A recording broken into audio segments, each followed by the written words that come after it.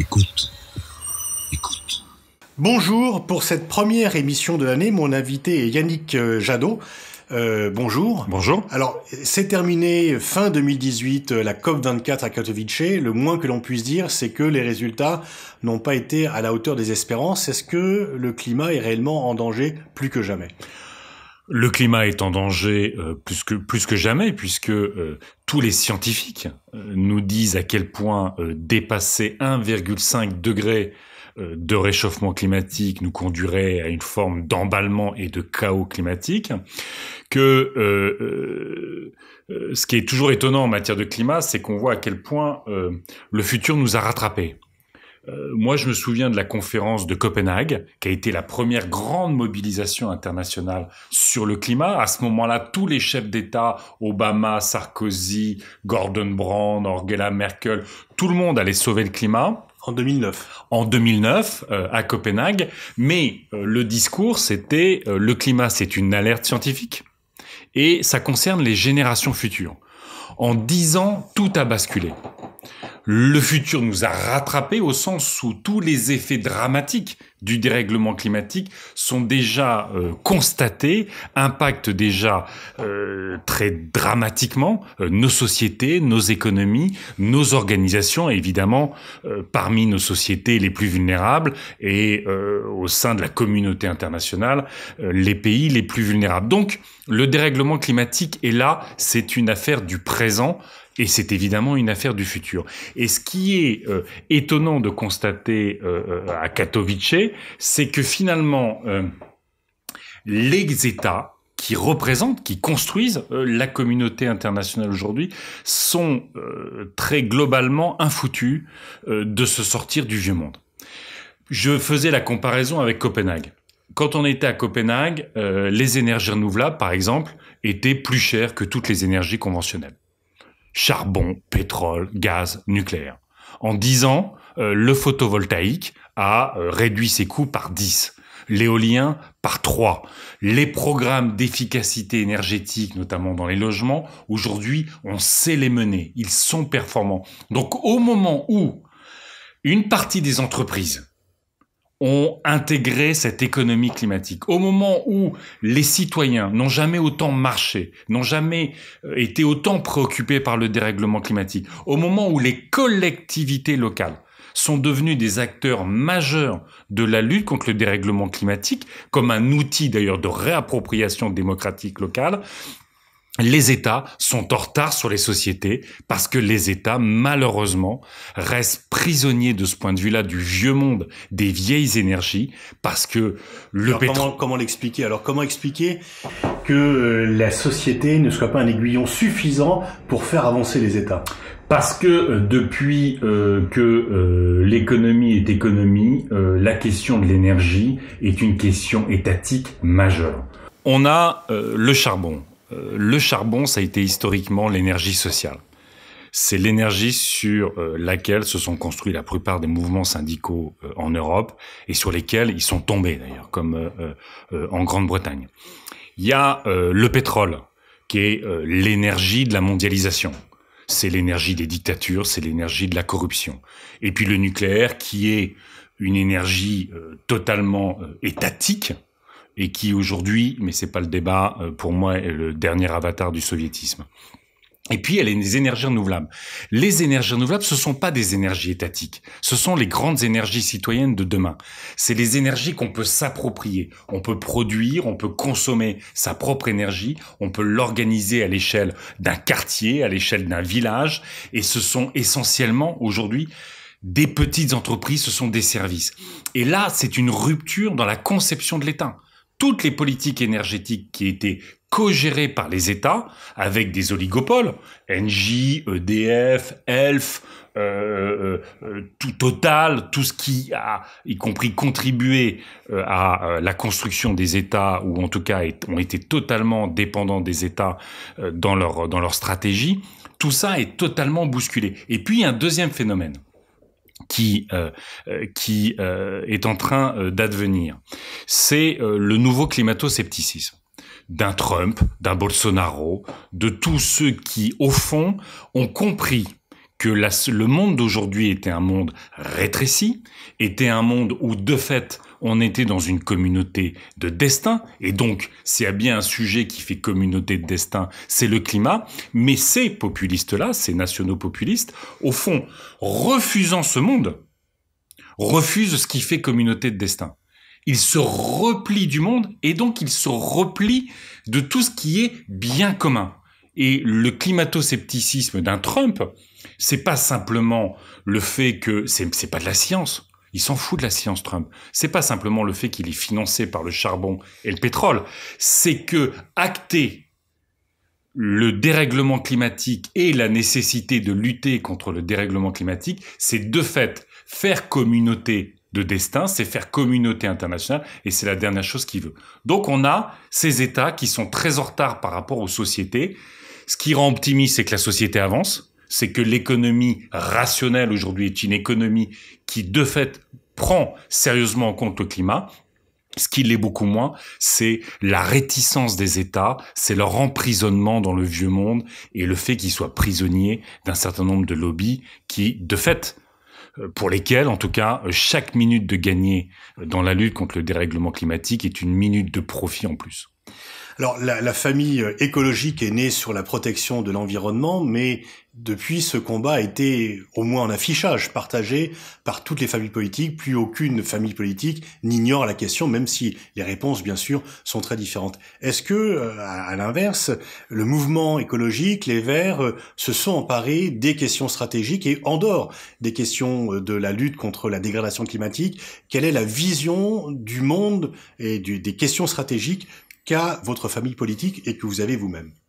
Alors, premièrement, tout le monde parle de l'écologie, mais tout le monde parle de l'écologie comme tout le monde parle du social. Et il y a ceux qui en parlent, et puis il y a ceux qui la font. Et je revendique, notamment dans le contexte européen, comme dans le contexte national, qu'on est aussi dans un moment de clarification. Il y a 10 ans, tout le monde s'est emparé de l'écologie. C'était Al Gore, c'était le pacte écologique de Nicolas Hulot, c'était Nicolas Stern en Grande-Bretagne. D'un seul coup, le sujet de l'écologie est devenu sujet politique.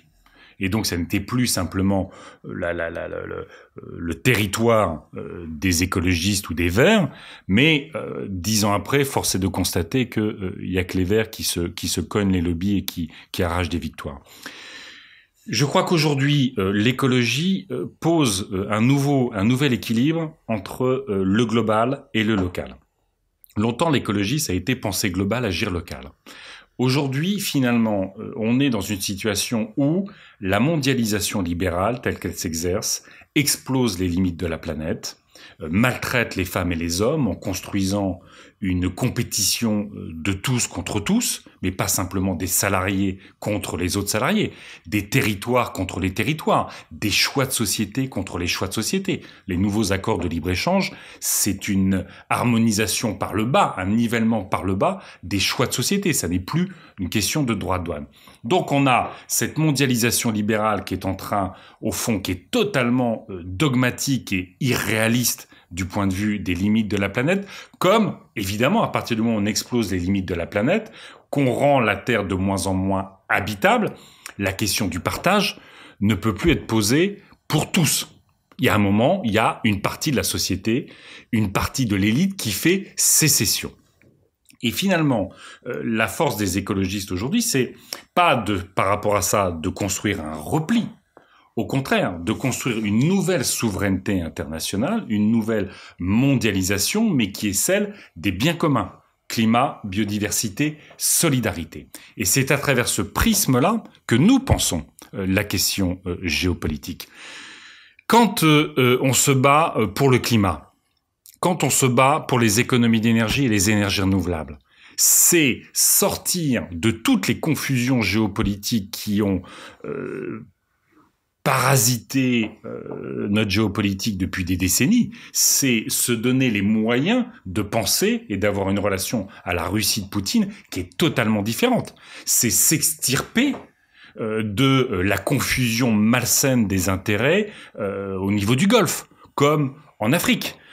Aller sur une logique de lutte contre le dérèglement climatique comme d'arrêter de piller les ressources. Aujourd'hui, 70% de l'argent de la corruption et des paradis fiscaux vient de la prédation sur les ressources naturelles. Quand on se bat, y compris au Parlement européen, sur la question de la traçabilité de ce qu'on appelle les minerais de sang, ces minerais qui rentrent dans la composition de nos téléphones portables, par exemple, et qui sont notamment exploités dans le bassin du Congo, c'est redonner, au fond, la possibilité à des communautés locales d'exister en dehors de l'oppression, de la tyrannie et du saccage de leur environnement.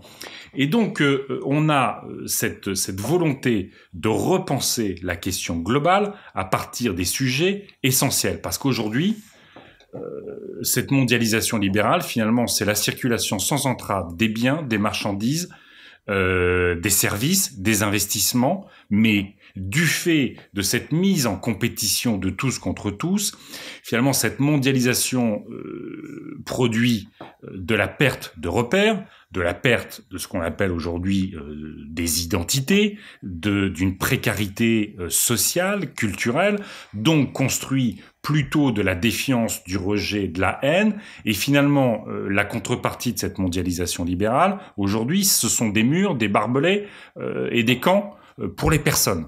Ça peut pas être ça, évidemment, notre vision. Et pour ça, il nous faut l'Europe. Il nous faut l'Europe parce qu'aujourd'hui, l'Europe est pour nous l'échelon qui permet à la fois de repenser la géopolitique face à Trump, face à Poutine, face à Bolsonaro, face à Xi Jinping ou je sais pas qui d'autre. On a besoin d'un espace politique en capacité de peser. Mais ça, c'est le projet d'Europe puissance, c'est votre famille politique. Non, c'est l'Europe puissance médiatrice. Voilà, parce que votre puissance famille politique médiatrice a une difficulté avec la notion de puissance que vous rejetez. Mais est-ce Non. que pour peser par rapport à Trump, Poutine, Xi Jinping, est-ce qu'il ne faut pas que l'Europe ait elle-même les moyens de la puissance? Bien Comment sûr. vous articulez cette existence par rapport aux puissances extérieures? Alors, les écologistes à l'échelle européenne sont totalement favorables à une politique étrangère européenne. Et pour qu'on ait une politique étrangère européenne, il nous faut une politique de défense. Il nous faut une politique de défense qui soit pas une politique de défense à vocation hégémonique. Je pense que c'est plus le sujet de l'Europe. L'Europe a été suffisamment hégémonique pour tirer toutes les leçons de son hégémonisme et justement s'inscrire à la fois dans une forme d'universalisme des valeurs, des règles, du droit, mais qui n'est pas un universalisme qu'on construit, qu'on impose et dont on bénéficie majoritairement, qui est un universalisme justement de principes, de valeurs et avec la capacité d'une puissance de médiation. Donc nous sommes pour une politique de défense. Nous sommes pour la coordination, la coopération de tous les outils de défense nationaux à l'échelle de l'Europe, y compris pour lui donner les moyens d'intervention. Pour ma part, moi je soutenais quand il y a eu les premiers bombardements chimiques, moi je soutenais l'intervention d'une communauté internationale sur l'aviation syrienne. Je pense que on va pas refaire l'histoire, ça n'existe pas. Donc en fait, les écologiques ne sont pas ou ne sont plus des pacifistes. Mais bien sûr que si. Bien non, sûr que si. Au sens où vous acceptez l'usage de la force à certaines conditions. Bien sûr. Oui. Bien sûr. Donc c'est ça que je voulais vous faire non, dire. mais tout à fait. Quelle est la différence entre le pacifisme qui est le refus total de l'usage de la force ou l'usage sous certaines conditions? À quel moment l'usage de la force, y compris militaire, vous paraît justifié? C'est toujours difficile, je l'ai dit. Moi, je pense qu'il fallait bombarder l'aviation syrienne et que, à la fois, la Russie se serait peut-être pas sentie les mains libres en Ukraine à ce moment-là. parce qu'elle a vu à quel point l'Occident aujourd'hui, puisque c'était finalement une affaire britannique, américaine et française, finalement à un moment ça se résumait à ça, n'était plus en capacité de se mettre d'accord, y compris pour arrêter les pires atrocités. Ça, c'est le reproche qui est fait à Obama et aux Britanniques dans la suite, et finalement Hollande ne s'est pas senti en capacité de le faire. C'était ça devenait objectivement difficile, et on n'aurait peut-être pas eu autant d'atrocités en Syrie. Il fallait protéger Benghazi. En revanche, au-delà de la protection de Benghazi, vouloir renverser le régime libyen sans avoir aucune perspective de ce qu'on voulait faire ou de ce qu'il fallait faire en Libye, s'est révélé une catastrophe. C'est la différence entre la responsabilité de protéger et le changement de régime. On a été plus loin que le mandat qui avait été donné. On a été plus loin que le mandat, mais surtout au-delà de la question du mandat, qui est essentielle pour nous en matière d'intervention, le mandat des Nations Unies. On doit aussi constater que le Conseil de sécurité des Nations Unies aujourd'hui est totalement verrouillé. Donc, au-delà même du mandat, c'est la question de la projection. L'appareil militaire n'est qu'un outil. Il ne peut absolument pas être une fin en soi. Et c'est tout le problème qu'on a aujourd'hui dans nos interventions extérieures.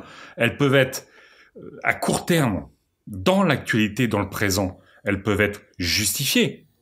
Je pense à l'intervention au Mali. On peut penser à la Centrafrique. On peut penser à certains régimes où, à un moment donné, toute France-Afrique bue, on se dit, mais qui est encore capable d'intervenir pour éviter des génocides, ou en tout cas des massacres? Vous condamnez la politique de Poutine en Syrie, en Ukraine. Est-ce que pour faire face à Poutine, l'OTAN vous paraît toujours nécessaire, indispensable, ou est-ce que c'est un remède qui nourrit le mal? Je crois que finalement, aujourd'hui, l'OTAN n'est plus sujet. Déjà avec Obama, finalement c'était moins violent parce que mais au fond les centres d'intérêt américains avaient déjà largement dérivé vers le Pacifique, et que je pense que le parapluie américain de fait sur l'Europe s'était déjà en partie refermé. Il s'est totalement refermé avec Trump. Mon sujet, c'est la politique européenne de défense. Mais est-ce que l'OTAN ne vous paraît pas être un facteur qui vient empêcher cette autonomie européenne? Oui et non. Je pense que elle renvoie, y compris un certain nombre aujourd'hui de régimes d'Europe de l'Est orientale, dans une sorte de choix un peu entre les États-Unis et une défense européenne. On voit bien toute la confusion qu'il y a en Turquie autour de la question de l'OTAN. On voit bien comment la Russie parfois a pu s'en sentir agressée quand des États voisins, ce qu'ils considéraient des États tampons, allaient basculer dans l'OTAN. Mais je pense que l'intervention russe en Ukraine est d'abord une intervention contre la démocratie. Finalement, Poutine a vu avant l'Europe, ou en tout cas a réagi avant l'Europe, à cette aspiration démocratique. Il a vu tout le danger de cette aspiration démocratique. Donc, aujourd'hui, à la fois, il faut, je l'ai dit, une politique de défense européenne. Il faut aussi trouver les moyens dans nos sanctions de répondre aussi à cette guerre de basse intensité que nous avons en Europe et à la frontière de l'Union européenne. Et moi, je comprends toujours pas pourquoi, par exemple, l'Europe n'a pas développé de manière systématique une sorte de liste Magnitsky européenne, où finalement les complices, les instigateurs de ces crimes, que ce soit en Syrie ou sur d'autres scènes, seraient durement sanctionnés, parce que finalement les oligarques russes continuent à investir sur la Côte d'Azur, continuent à envoyer leurs enfants et à mettre une partie de la corruption ou des bénéfices de la corruption dans les banques européennes. Donc je pense que on a la capacité d'être beaucoup plus dur vis-à-vis de l'oligarchie poutinienne qui dirige et de l'aide beaucoup moins vis-à-vis du peuple russe. Passons à la Chine. Il y a toujours des débats sur le fait de savoir comment se comporter à l'égard de la Chine. Est-ce que l'on met en avant une politique des droits de l'homme et que l'on refuse au maximum les contacts avec la Chine, ou est-ce qu'on fait prévaloir le réalisme? Où situez-vous le curseur des relations que la France et l'Europe devraient avoir avec la Chine? Le problème qu'on a aujourd'hui, c'est que l'Europe n'a pas de relation avec la Chine. Et c'est ça, à mon avis, le principal problème auquel on est confronté. À chaque problème commercial, de dumping, de piraterie sur les technologies, des choses comme ça, la Chine a une relation directe avec les capitales européennes. Moi, je l'ai vu, j'ai beaucoup travaillé sur la question du dumping chinois sur les panneaux photovoltaïques. C'est le plus grand cas de dumping chinois en Europe. La Chine vendait ses panneaux à moitié du coût de revient pour tuer l'industrie européenne, parce que c'est une industrie du futur sur laquelle elle veut être hégémonique comme elle l'a fait sur les terres rares. On s'est battu pour que l'Europe fasse le boulot et protège ses industries, cette industrie du futur et ses emplois. Et à un moment donné, les dirigeants chinois ont fait le tour des capitales. Ils sont allés voir les Grecs en disant « Vous êtes sûr que vous voulez nous cogner alors qu'on investit dans le port du Pirée ?» Ils sont allés voir tous les pays d'Europe de l'Est et orientale en faisant des menaces sur les investissements. Ils sont allés voir les Français en les menaçant sur le vin. Et ils sont finalement allés voir Madame Merkel pour dire tous nos panneaux photovoltaïques sont faits avec des machines-outils allemandes, vous choisissez. Et finalement, on a laissé la Chine tuer. Et donc, en fait, on a chose assez totalement paradoxale, mais qui est liée à la construction européenne. Nous avons une politique commerciale commune en Europe, mais nous n'avons pas de diplomatie commerciale. Et qu'aujourd'hui, on voit la Chine, comme d'ailleurs la Russie, tenter de saper l'unité européenne, notamment avec les nouvelles routes de la soie, où finalement vous avez une Chine qui investit, mais beaucoup moins que les investissements liés au fonds de cohésion européen. Donc en fait, c'est la solidarité européenne notamment qui permet le développement de l'Europe de l'Est orientale.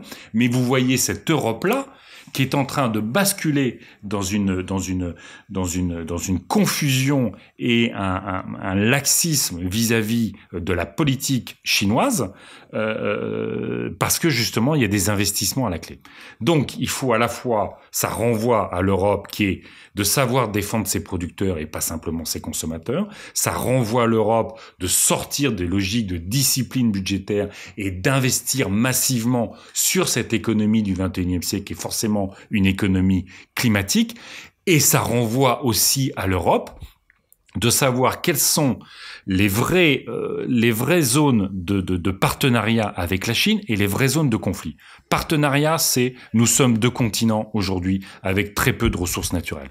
L'Europe parce qu'elle a tout bouffé, avec 2 siècles d'industrialisation. La Chine parce que son processus... Bon, donc on a à jouer de cette question de la sobriété en ressources et qui est une question, évidemment, à un moment donné, environnementale. Mais on doit aussi peser aujourd'hui commercialement et à travers notre outil commercial sur la Chine du point de vue politique. Mais tant qu'on ne sera pas une Europe unie face à la Chine, ça n'existe pas. Pour conclure, Yannick Jadot, est-ce que vous pensez que la France a toujours un message spécifique à faire valoir dans le monde, et si oui, lequel ? La France a toujours un message spécifique à faire valoir dans le monde si on sait regarder l'histoire. On a produit le meilleur, on a produit le pire. Si on est capable d'acter notre histoire, notre plus grande leçon aujourd'hui, en tout cas notre plus grand combat, c'est la question de l'universalisme. Sur la question des droits, mais aujourd'hui, les nouvelles formes d'universalisme, c'est le combat pour les biens communs, c'est le climat, c'est les ressources naturelles, ce sont les pollutions, ce sont les océans, c'est tout ce qui fait communauté de destin. On est dans un monde où chacune et chacun est condamné à vivre avec les autres, est exposé les uns aux autres. Alors, il y a 2 options. Soit on se forge des ennemis, et finalement, les États-Unis, comme la Grande-Bretagne, qui ont été les principaux vecteurs de mondialisation, aujourd'hui s'en retirent. C'est quand même une incroyable ironie de l'histoire, soit on bâtit des solidarités. Et s'il y a une place pour un pays et ses habitants et ses intellectuels et ses artistes, parce qu'on s'est toujours pensé universel, parce qu'on s'est toujours pensé plus grand que ce que nous sommes, et c'est une qualité quand ça donne le meilleur pour chacune et chacun d'entre nous. Et ben c'est ça. Pour moi, c'est l'universalité autour de la communauté de destin. Et ça, il n'y a pas d'échappatoire, ça passe par l'Europe. Et donc c'est aussi en permanence un rééquilibrage profond entre notre capacité à vouloir le faire toujours, mais notre capacité à entraîner les autres. Et de ce point de vue-là, moi j'ai été très inquiet des débuts de ce quinquennat. Parce que finalement, Macron, qui devait être le renouveau européen, et c'était plutôt une bonne nouvelle, ses premiers pas en géopolitique n'ont pas été des pas européens. C'est Trump contre Merkel, au départ. C'est recevoir Poutine alors que il est boycotté par le G7 en Sicile. Donc ça a été d'abord, au fond, des pas qui servaient une image de la grandeur de la France, mais qui n'étaient pas, selon moi, des initiatives qui étaient efficaces du point de vue géopolitique, parce qu'à ce moment-là, il devait être un leader européen et non pas un leader français construisant des images pour rassurer notre angoisse de disparaître, mais ça devait être des images qui nous replaçaient justement au cœur du débat international. Merci Yannick Jadot pour ce tour d'horizon sur les questions stratégiques et géopolitiques, cette vision que vous allez défendre bien sûr lors des élections européennes. Absolument.